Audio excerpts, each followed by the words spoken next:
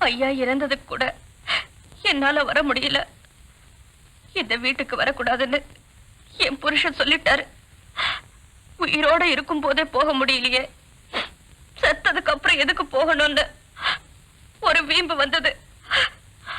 என் புருஷன் மேல இருக்கிற கோவத்துல நான் வராம இருந்துட்டேன். நான் நினைச்சேன் அவர் பணமா போயிட்டாரு, நான் நடப்பணமா வாழ்ந்துகிட்டு இருக்கேன். இதுவரை நான் மட்டும்தான் அப்படின்னு நினைச்சேன். இப்ப நடக்கிறதையெல்லாம் கேள்விப்படுற போது நீயும் அப்படித்தான் இருக்கேன்னு நினைக்கிறேன். இல்ல இல்ல, நான் சந்தோஷமா இருக்கேன். மனசுல இருக்கிறத வெளிப்படையா சொல்லாம நம்மளை நாமே ஏமாத்திக்கிட்டு வாழ்ந்தது போதும் பொன்னி. அப்பா நினைச்ச மாதிரி ஆரம்பத்துல உன்னை கல்யாணம் பண்ணிக்கணும்னு எனக்கும் ஆசை இருந்தது. சின்னையா, அதுக்கு குறுக்க இருந்தது எது? அந்தஸ்து, ஜாதி, கோழைத்தனம்.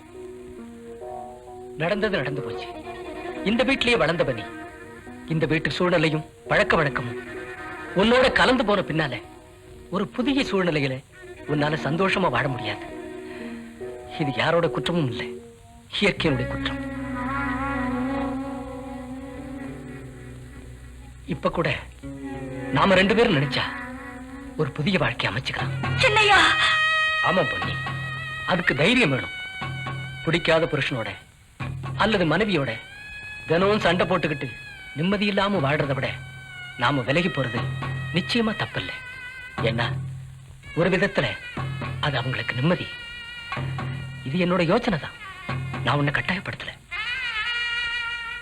இன்னைக்கு ராத்திரி 10 மணிக்கு நான் சென்னைக்கு போறேன். ஊருக்கு வெளியில அம்மன் கோயில் பக்கத்துல உனக்காக நான் காரோட காத்துக்கிட்டு இருப்பேன். உனக்கு இது நியாயம்னு பட்டா வா, இல்லைன்னா வேண்டாம். நான் எங்கேயோ போறேன், என்னமோ ஆகும்.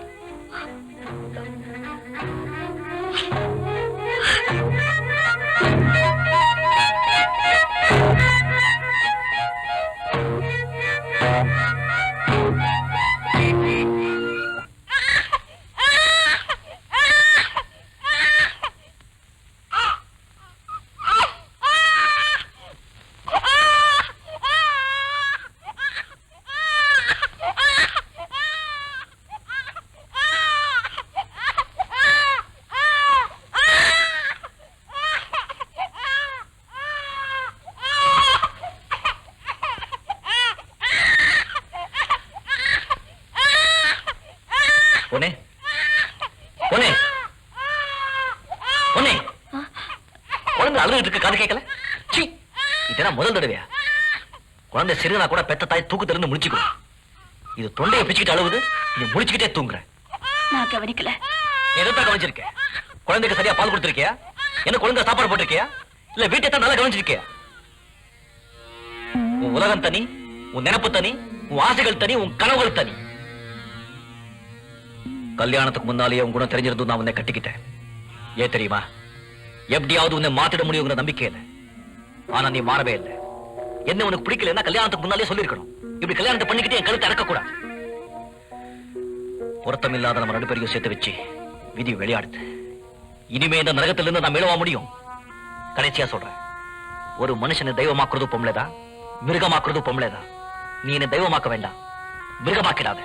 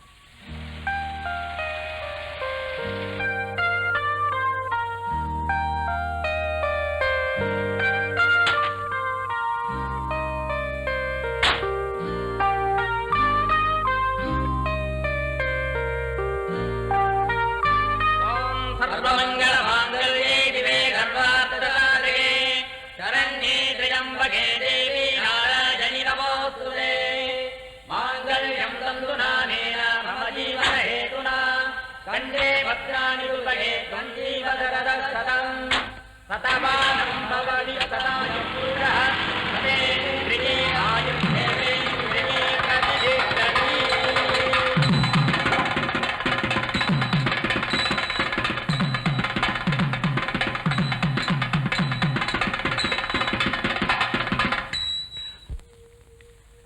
பொன்னே பொன்னே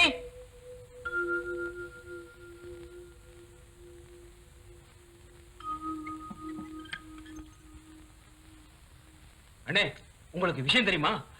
இந்த குமரமுண்டாட்டி பொன்னி சுந்தரம் பையனோட ஓடி போயிட்டானே. குமரம் முன்னாடி பொண்ணி சுந்தரத்தோட ஓடிட்டானா? டேய், குமரமுண்டாட்டி ஓடி போயிட்டாலும் உனக்கு தெரியுமா? அப்படியா? இது என்னடா அநியாயமா இருக்கு? அடியே, உனக்கு விஷயம் தெரியுமா? என்ன? சிதம்பரம் உள்ள மகன் சுந்தரம் இல்ல, பொண்ணிய கூட்டிட்டு ஓடிட்டானா? அப்படியா? ஐயோ!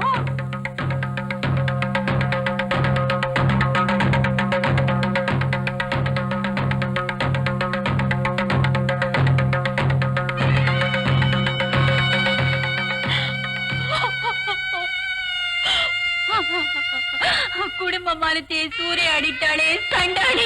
ஏண்டி அழுவுற? அவன் எந்த சீமையில இருந்தாலும் தேடி கண்டுபிடிச்சு கண்ட துண்டமா வெட்டி போட்டு வரேன்.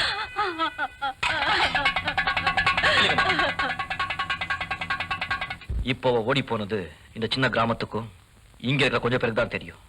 நீங்க அவளை வெட்டி போட்டீங்கன்னா நாடெல்லாம் தெரிஞ்சு போகும்.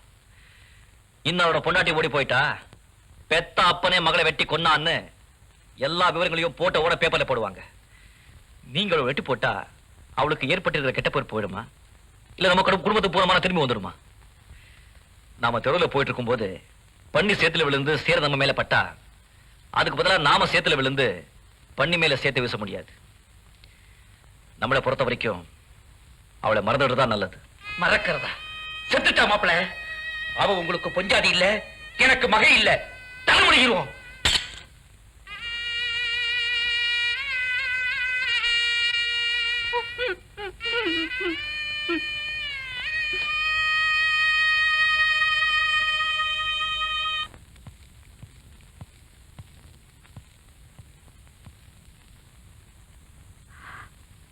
எவ்வளவு பெரிய வீடா இருக்கே. இங்க இருந்துதான் படிப்பு முடிச்சேன். இதான் பெட்ரூம். செல்லையா, சீக்கிரம் டிஃபன் ரெடி பண்ணு. மல்லி, அம்மா குளிக்கிறதுக்கு ஏற்பாடு பண்ணு.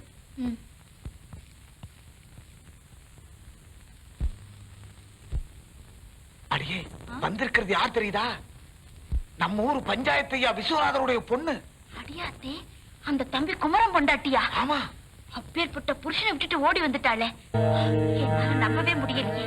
இப்படி நல்ல குடும்பத்து பொண்ணுங்கெல்லாம் காசு பணத்துக்கு ஆசைப்பட்டு படிதாண்ட ஆரம்பிச்சதுனாலதான் ஊர்ல மழையே இல்லாம போச்சு. பஞ்சமும் அக்கிரமும் வலுத்து போச்சியா.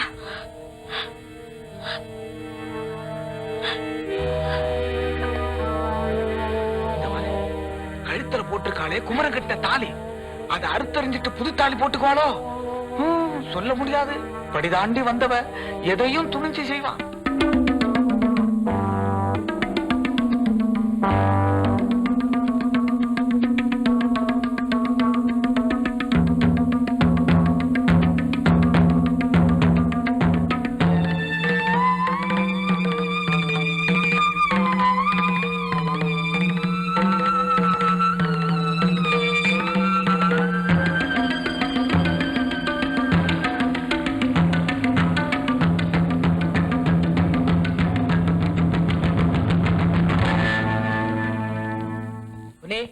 டிஃபன் சாப்பிடலாமா?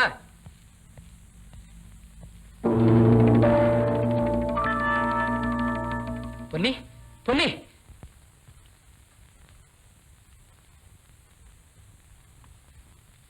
ஒன்னும் பயப்பட வேண்டியதில்லை, எல்லாம் சரியாயிடும். நான் வரேன்.